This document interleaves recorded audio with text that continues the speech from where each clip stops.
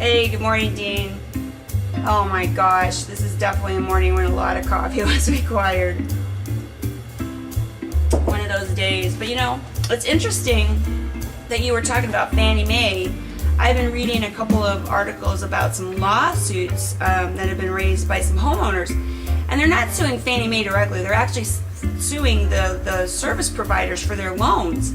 Because when those service providers went into this agreement for the TARP funds, and they were entering those agreements with Fannie Mae, the deal was they would get the money, but they had to do some things in return, and one of the things was the HAMP program. And we all know how well that turned out, don't we? But so the homeowners are coming back and saying, hey, listen, you have to give us these loan modifications. You have to at least look at our situation. You can't just foreclose on our houses.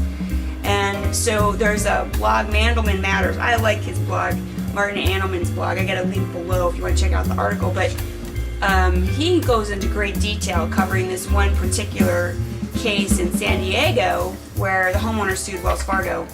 So anyways, the whole point of these lawsuits is that the homeowners are third-party beneficiaries to this agreement between the loan servicers and Fannie Mae because they're intended beneficiaries to the contract.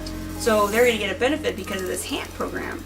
But they're not getting their benefits, and so they're coming back and suing and saying, hey, you got to give us this loan modification because that's what you said you would do.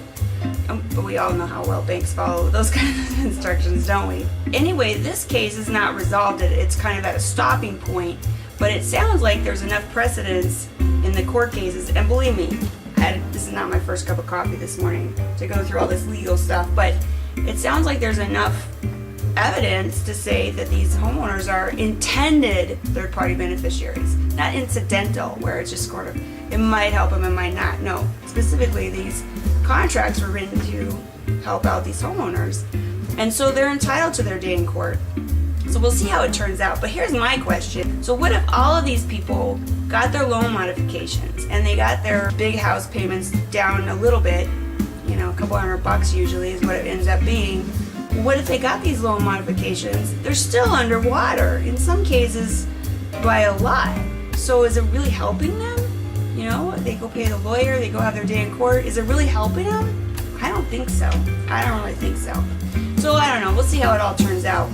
But check out Mandelman's article down there. By the way, it looks like he uses a Mac, just as a point of reference, just as an FYI. Thought you might want to know that. So anyway, have a great day. Talk to you tomorrow.